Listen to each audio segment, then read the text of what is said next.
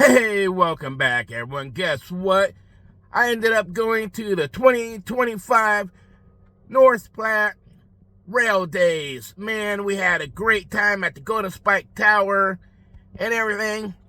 And in this video, you will see the yard tour. And my wife, a good friend of his wife, ended up going. So if you're ready, I know I am. Let's jump right in and go trackside, just like I am right now. All right. Bluffs for that Transcontinental Railroad. Anybody that's ever heard the term Hell on Wheels, this is the original Hell on Wheels. And some people even think today it still is. Today, Bailey Yard is 8 miles east to west, 2.5, 3 miles north to south, and encompasses 2,850 acres of territory. We have nowadays we have approximately 390 miles of rail in here, and 279, or actually probably close to 300 actual individual tracks. Each track has D-rolls on each end to prevent cars from escaping and getting out on the main lines. And although this is actually called Bailey Yard, it's actually 7 smaller yards into one big yard. Each yard does not do the same thing. They may do the same thing, but they go in different directions. So all these different yards doing what they do, somehow we managed to build trains and run them through here. So it's a very coordinated effort. It takes a lot of talent on all levels to be able to accomplish this mission.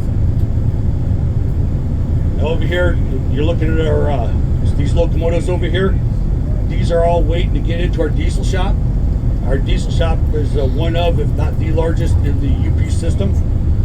They can handle any kind of repairs that need done to a locomotive, whether it be just minor repairs, inspections, or even major repairs. They can replace the diesel engines on there. They can replace the traction motors.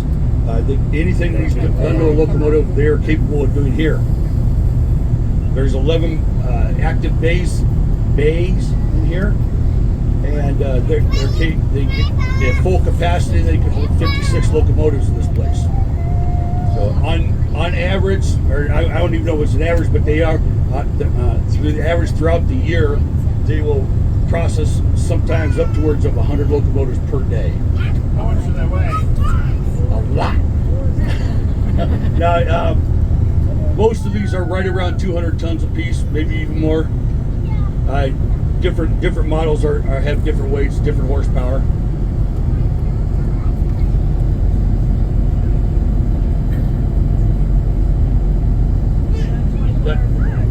Yes, this yard operates 24 hours a day, 365 days a year. We don't shut down for anything unless the FRA mandates a safety stand down, and they'll only shut down as long as it takes to accomplish that job. They used to shut down on the weekends, or not weekends, but on major holidays, but it causes so much disruption and traffic that we can't even do that anymore. So this smaller building off to our direct front here, it's a supply operations building.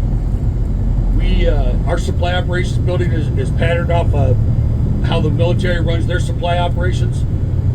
It's the reason we have something like this is because with the amount of material that we need on a regular basis here at North Platte, if we need something, chances are that we need 10,000 of something. So it's not really all that practical for us to go over to Walmart downtown and pick up what we need. Everything comes through here, everything from toilet paper all the way up to locomotives. It comes through supply. And if anybody's got any military experience with the military supply system, they are every bit as stingy as the supply people are in the military. I'll tell you, honest to God truth, I went in there one time to get some pair of gloves, and the lady behind the counter said, "Hey, you got no gloves, son?" I said, "What? There's like 100 pair right behind you." She says, she acknowledges, she goes, "Yep, and if I give you one, there's 99 back there."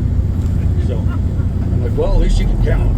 So needless to say, I had to use those diesel fuel soaked gloves for the rest of the day.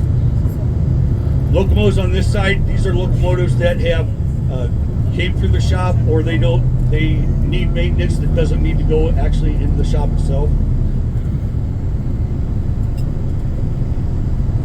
and we'll kind of look over here to the right a little bit. You'll see the commemorative locomotive, the Abraham Lincoln over there. Really hard to see, get a good shot of. I'll try to stop up here a little bit and see if we can get at least some kind of picture of it. Yeah, keep going. It's on the other side. Yeah. It's right there. You can just see the nose going over right there.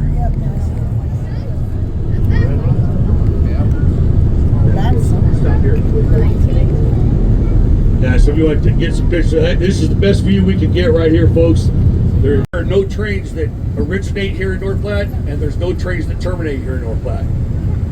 This is strictly a classification yard.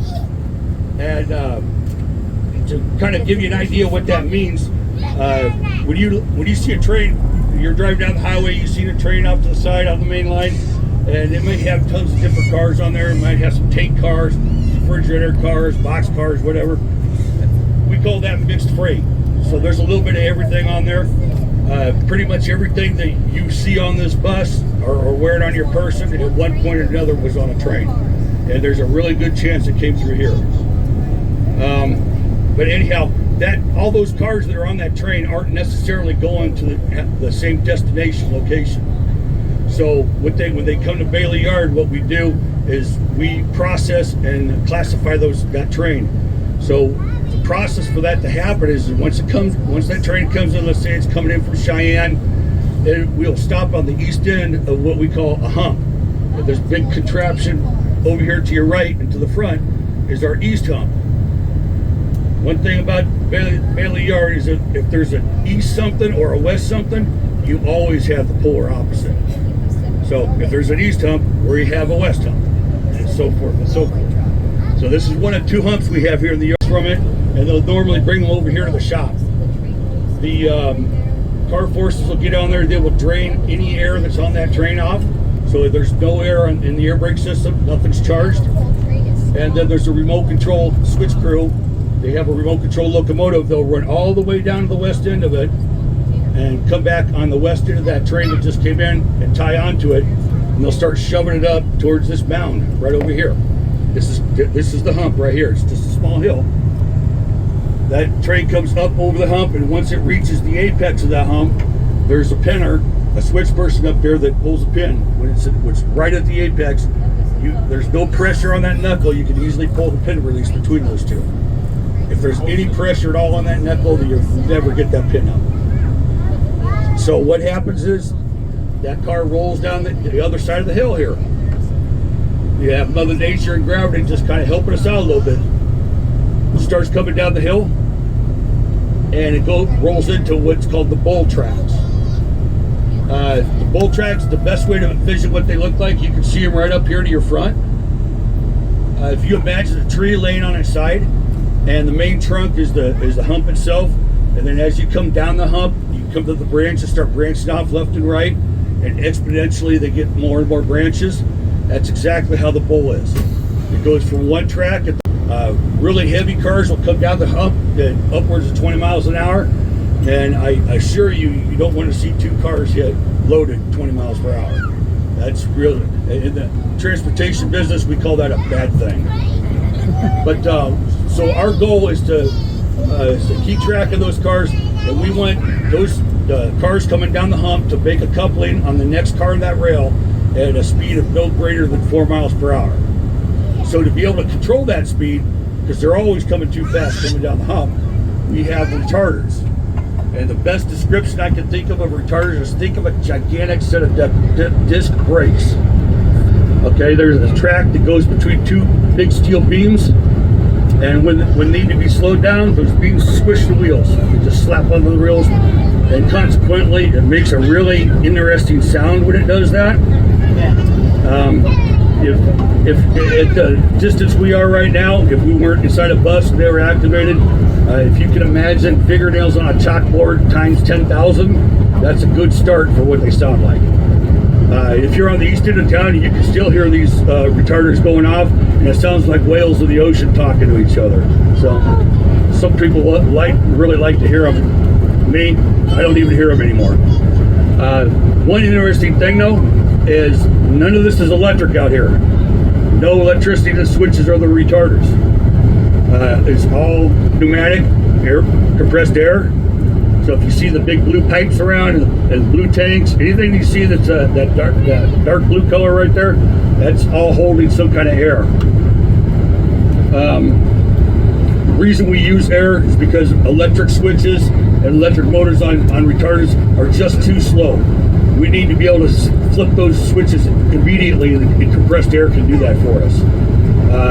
Also, because at any given time, the humping process happens so quickly that you can have 4, 5, 10 cars rolling at one time down here, and those switches have to be, when they throw them, the computer throws them, they have to be instantaneously moved.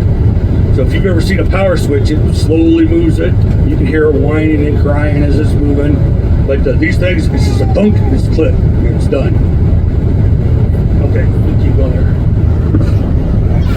So as you can, excuse me? How many derailments have there been here, kind of on average?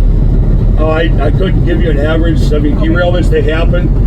It's not something I keep track of personally, and I can assure you it's probably double top secret information in the head. So, but yeah, they do happen. Mishaps do happen out here. You know, rail gets broken, switches get broken, things like that. Somebody's not paying attention. But anyhow, so we were talking about the air on these humps. As you can imagine, your 33-gallon Craftsman compressor there in your garage is probably not sufficient to supply air here. Great to air up bicycle tires, bad to throw switches in the bowl.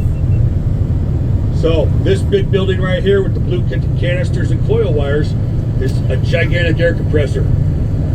Cooling coils. There's diesel electric engines in there that turn those compressors, and they create our air for us.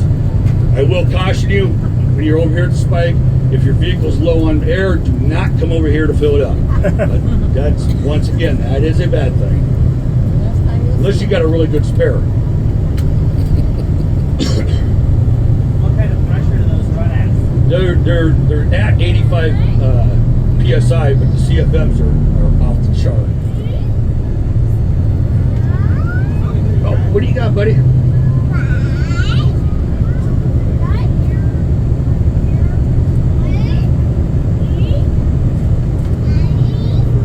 Yeah, did you see the blue pipes? Yeah, it runs through those blue pipes. That's an air hose. Yeah, some of them go underneath the ground.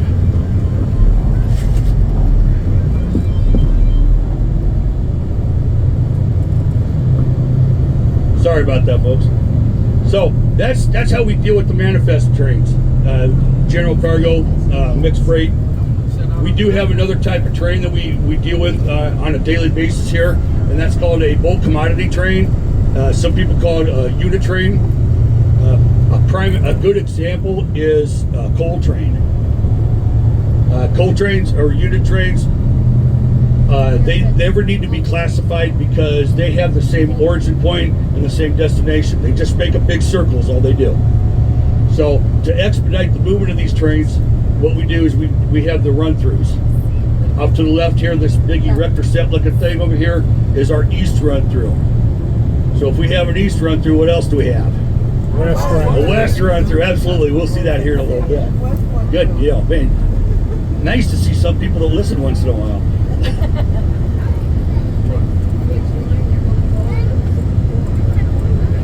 Each track is designated as a location for a car. So, yeah, oh yeah, we know the location. That each car has a magnetic scanner on it or a tag on it, and when it goes by our scanners, it tells the computer what the commodity is, where it goes, and how much the car weighs. So yeah, so we know all that. Yeah, it's all computerized. Okay, so with these unit trains, the way we expedite the movement on these is we will take the train stays together as much as possible.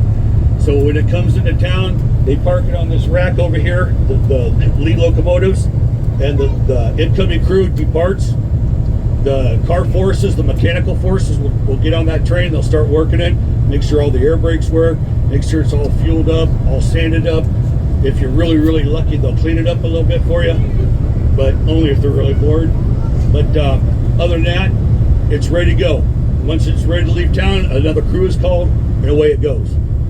Usually the stop time from the time it stops to the time it's rolling again is just a handful of hours. As opposed to a car that has to be classified, it'll usually be here in town for about 12 hours plus before it's on the road again. You got a train showing up to the east hump right now. There's a remote control locomotive all the way on the other end over there. Now, if you look off to your right, you see the big fuel tanks over there. We have our fuel piped in from down south here. It's not really practical to try to bring it in via tank cars. The UP special agents don't want me to tell you how much fuel they hold, but I'm sure you can figure it out.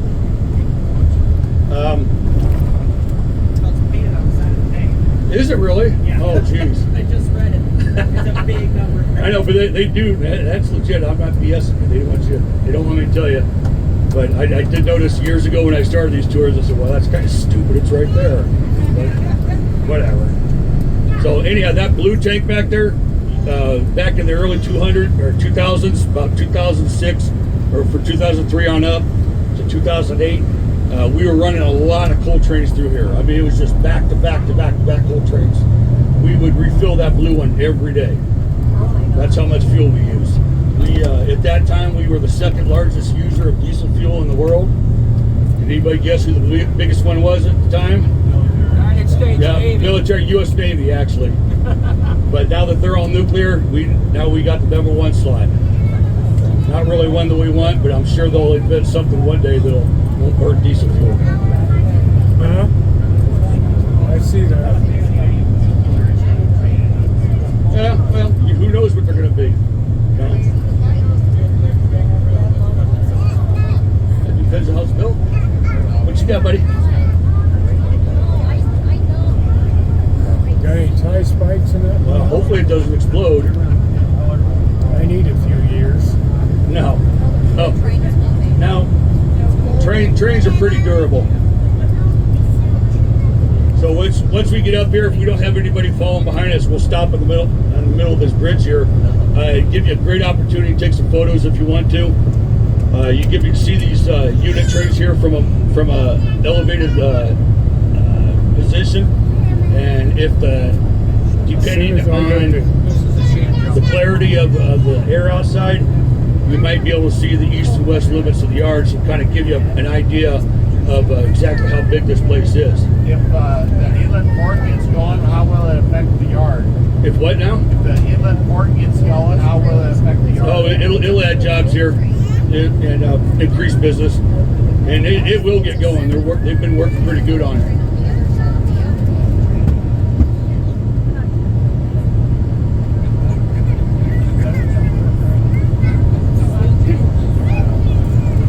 At least there's not enough sun out to ruin that. So if you look way off to your right over here, that the water tower you see way in the back there, it's kind of hazed over a little bit, but you can't see it. That's our eastern limit for the yard. And off to the other side over here, that bridge that you can see in the distance over there, that's our western limit. And you can kind of get an idea here on how big these coal trains are, and some of these other unit trains. They go from rack all the way to the bridge. Now, interesting thing you might want to know, no matter how long you think these trains are here right now, we double them up before they leave North Platte. So if you're used to going to work and every day you just take 5 minutes to let this train pass, and now you're late for work because now it's taking 10 minutes, that's us. So, not me, the company. Okay, yeah, let's go. There really is no average train. It all depends on what's on it, where it's going. Yes, sir. Has there been an increase in coal traffic? Excuse me? Has there been an increase in coal traffic? No, coal traffic is increasing slowly right now. It kind of went downhill real fast in 2008, pretty much when the economy tanked, and it's been coming back slow, very slow. But yeah, it is coming back pretty good. Now this rectangular building you see over here with the circular decal, that's a Wabtec building. Originally was built by General Electric, and the purpose of that building is to do warranty work on our locomotives. Because just like a car, when you buy a car, and sometimes there's some things that only the dealer can do, locomotives are exactly the same way.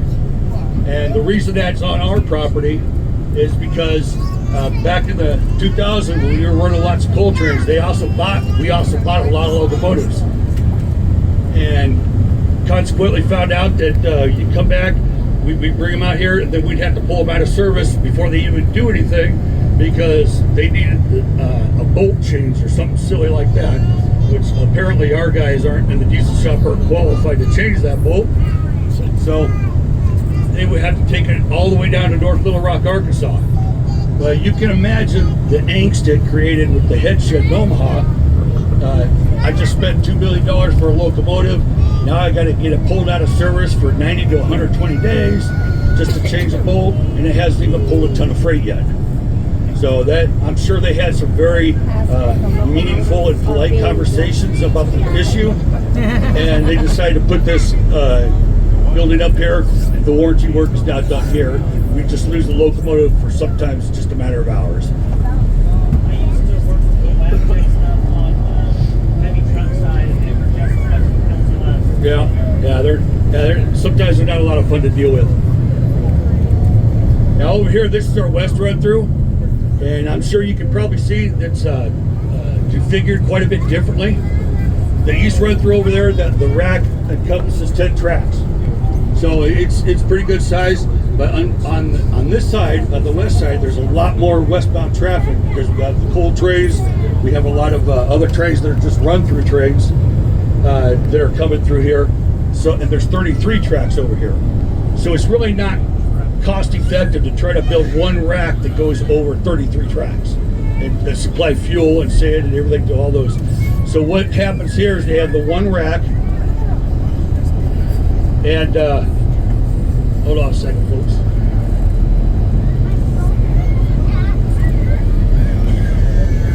There's one of our conductors off to the right-hand side. So anyhow, the one rack, what happens is these trains will come into the receiving yard over here, and the incoming crew will detach the locomotives from the train, and they'll bring them up to the rack to be serviced, and the incoming crew will go ahead and take them down. Yes, sir. He's gonna explain that. Well, we'll talk about the aliens here in just a minute. And yes, we do have aliens here in North Platte. We actually had to steal that sign from someplace down in Nevada. I don't remember where it's at. Anyhow, you might have seen a little bit here and there, and maybe not recognize the significance of it. But here, almost every track you see around here, you see like a blue gate with a sign on there that says safety first, and a derail on the bottom of it. That's what we call blue light protection. And what the object of that's a huge safety precaution for people that are working on trains or even on the track. They'll put one of those up, they'll turn a blue light on and it'll flash blue. And oftentimes it's associated with a derail. That derail gets popped up when you move that gate, and nothing can get past that while there's people on there. So only the craft or the person that put that derail up can take it down. And the reason there's a derail up there is because if a train crew happens to not see that, or somebody's putting locomotives on that train or cars and they don't see that, it'll take them off the rail and put them in the dirt. Much better than potentially killing somebody that's working on that train. But it's not. It's once again that does the same thing. He couldn't prove it though. So guess what? This is the last one. We don't use this in its classic role as a tail end of a train. What we use this for is an inclement. We'll put crews in that. We'll put locomotives on either side of it, facing away from it, and we'll take them out and we'll relieve the crews that way. So that's how we relieve our crews. Consequently, we call that thing our blizzard bus. So, all right, bud. Now the other side of this intermodal train over here, there's a whole different yard over there. It's called a spare yard. Especially the coal trains, are all a contract length. They have to have X amount of cars on them before they leave North Platte as part of our contract with them. Well, sometimes when those trains come in here, they have a problem. They have an issue that cannot be fixed in the rail, so we have to set that car out. Well, that makes that train short. So we have extra cars of that customer's car to backfill that, to bring it back up to contract length.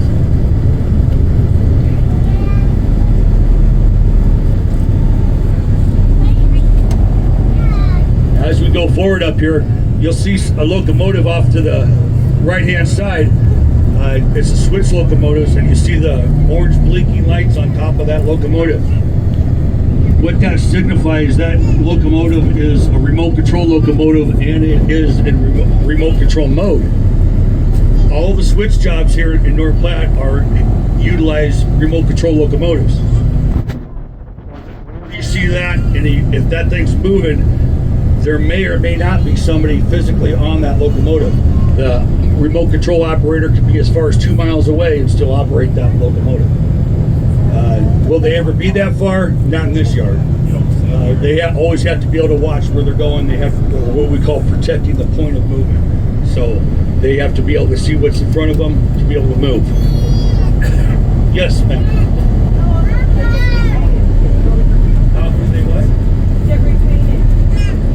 Generally, they only get repainted when they actually get all the way down to North Little Rock. If they go through an overhaul or something like that. But for the most part, unless graffiti or anything like that is particularly offensive, they won't be able to.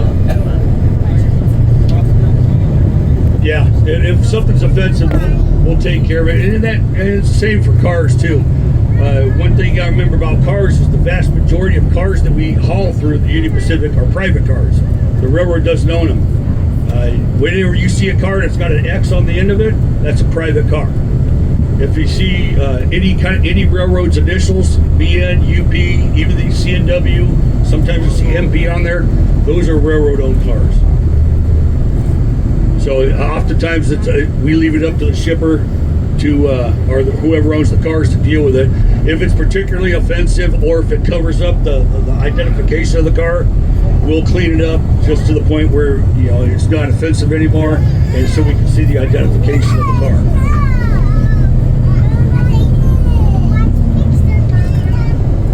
A kind of interesting point here, off to the left here, you see a lot of these undeveloped areas, lots of trees, bushes, and whatnot. We are unofficially kind of like a game preserve in our own right here in North Platte. There's you'll never see that in a magazine or anything like that. It's not official. It's not Nebraska Bailey Yard Game Preserve. But since we don't allow hunting on here, trapping or anything like that, pretty much any animal that's indigenous to the state of Nebraska you can find here in this yard. Now we've got a pretty healthy deer population. We've got a really healthy rabbit population. Yeah, he's waiting. Well, wait for that car with that truck though. So, oh yeah, we have pheasants, grouse, chucker, you name it. Went here a few years ago. We had a mountain lion here in the yard. That caused a little hoopla. Had everybody that was coming to work say, "I'm not going to go to work till I got a gun." I'm like, oh, So what are you gonna do? You think you're actually gonna know that mountain lion is tracking you and stalking you? You gotta turn around and pull people holes, huh? Good deal. I'd like to see that. Now, the Nebraska Game Parks came out here and ended up live trapping him and put him out in the sand hill someplace.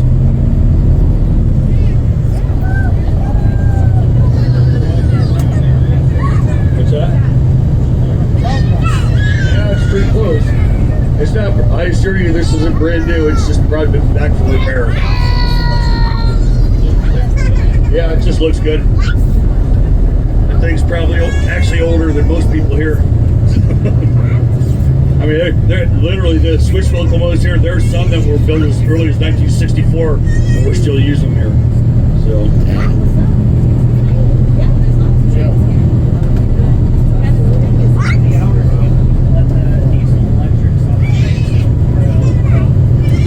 How many hours do the locomotives need to be on until they get overall?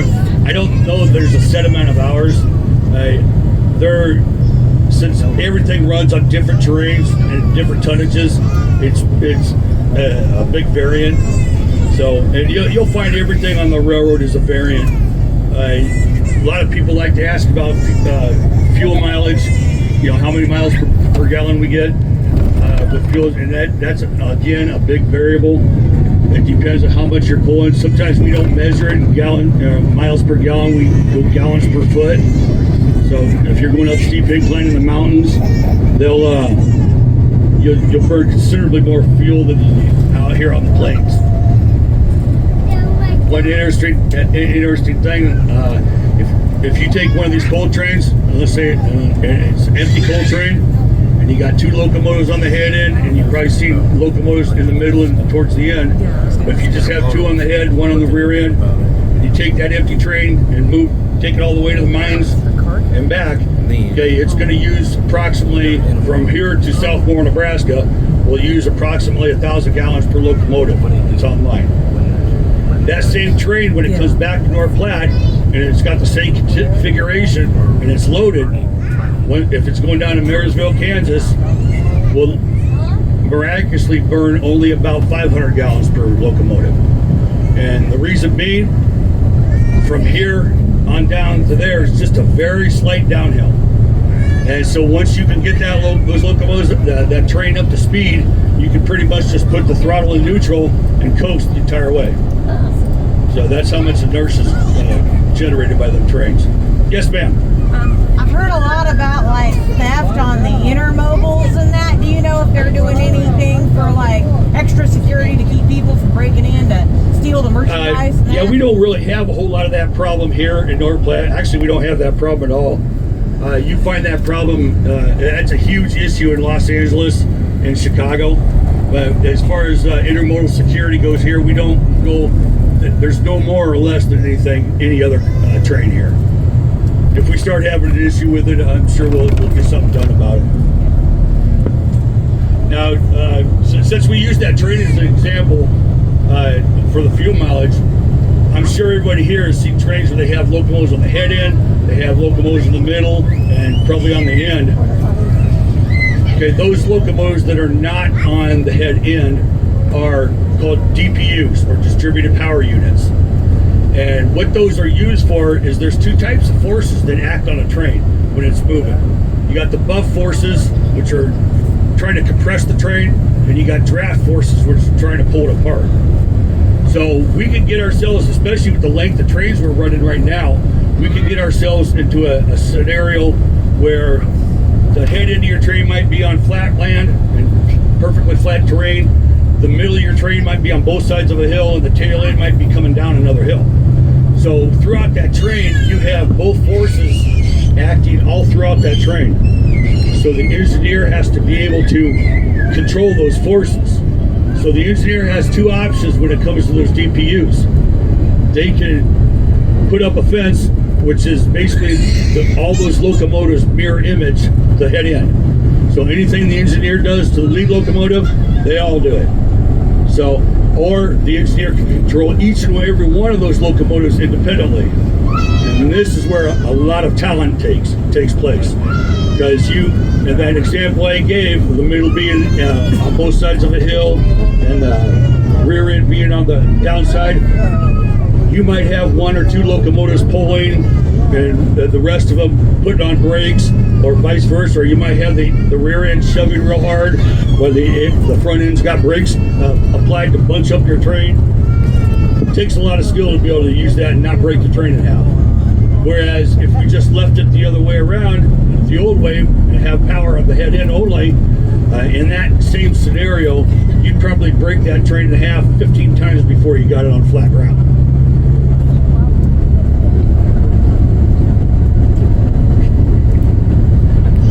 Some somebody's really enjoying the tour up here.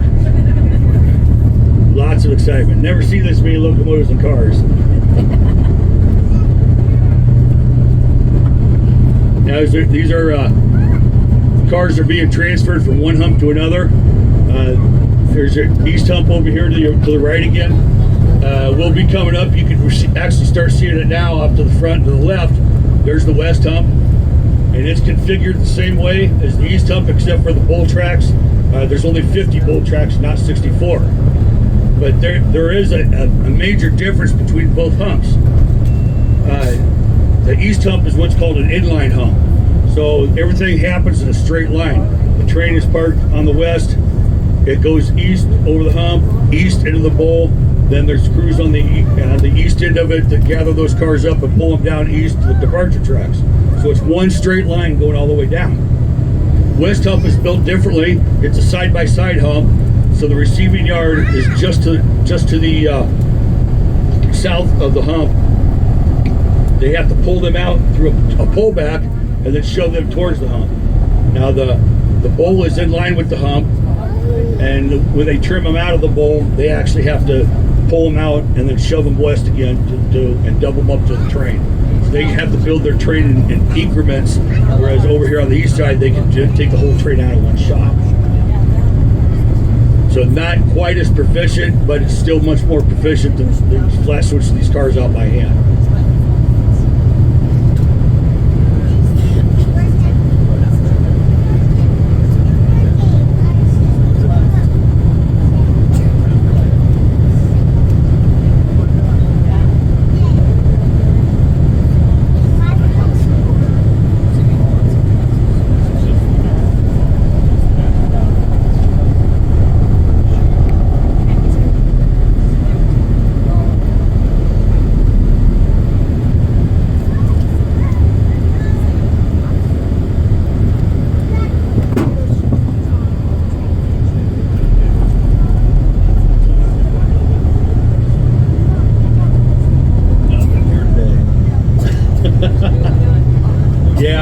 Yeah, we're actually just kind of coming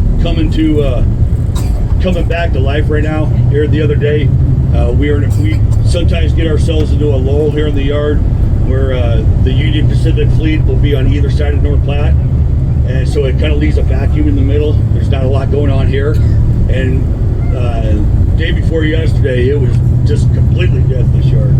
I mean, one guy mentioned to me, he goes, "Yeah, it kind of looks like I'm going at a business sale around here or something."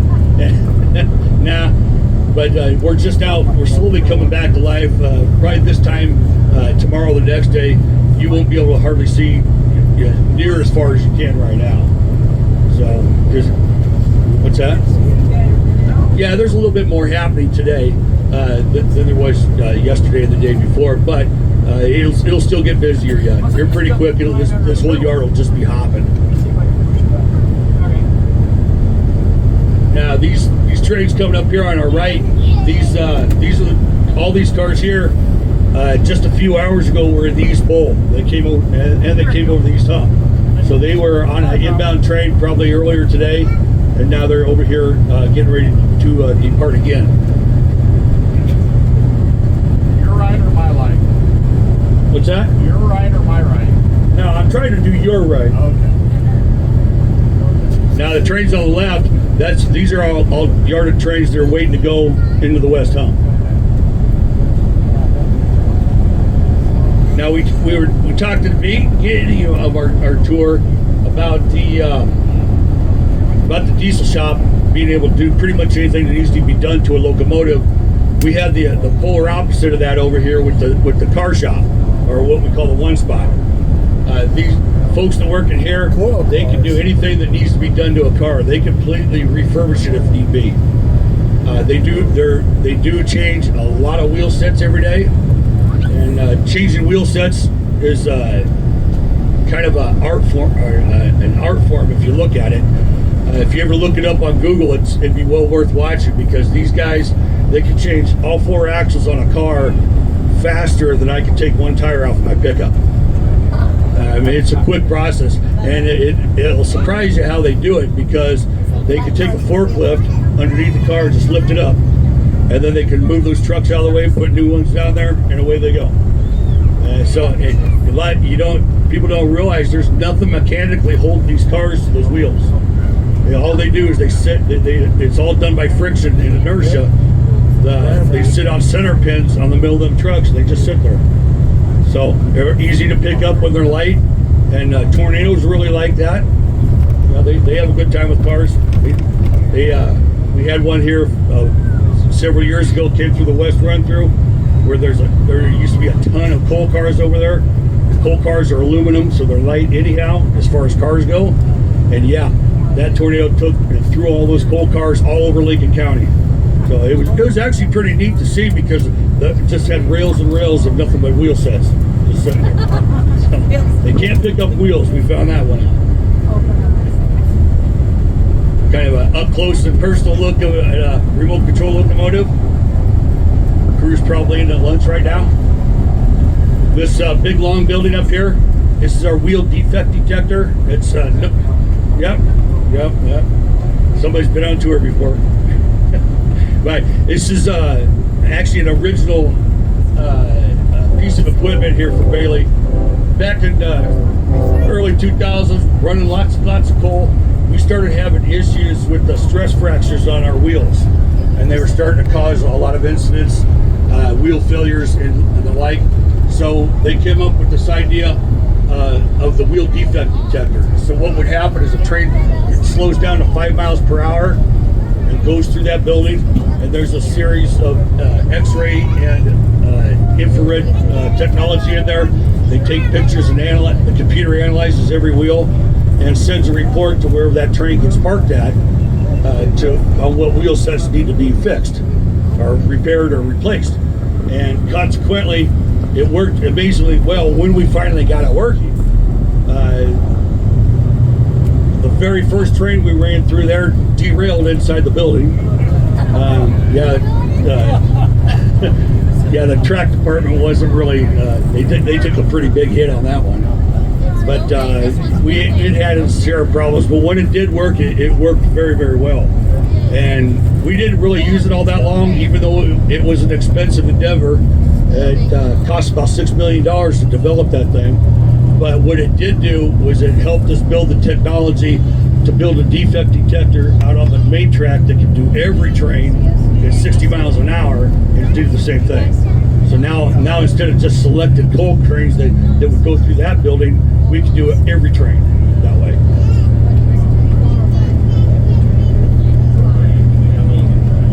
That wasn't Lamar, was it? Union Pacific owns it.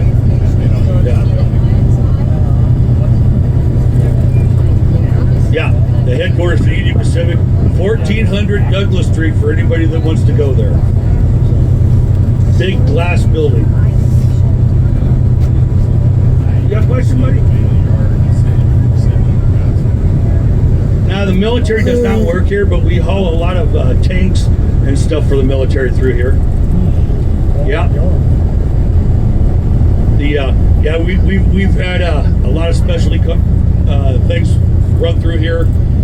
Years ago, when the space shuttle was still flying, we used to get the rockets just like you'd see on TV. They had giraffes hanging out the top of the end of it and everything, and it was awesome because the minute it stopped, you had all the carnies jumping off there. Where's the bars? Where's the bars? We want bars and girls. I hated to tell them that, but you're about 8 miles away from the nearest bar. So, but you could make a little bit of money shuttling them back and forth, though.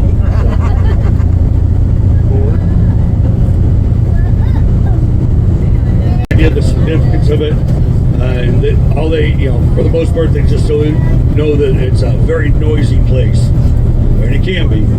So.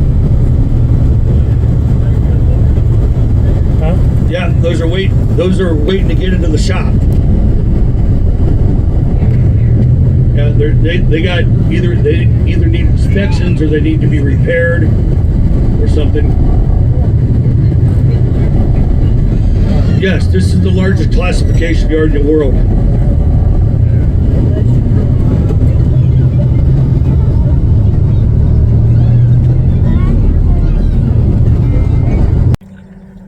Wow, what do you think of that tour? That was pretty sweet.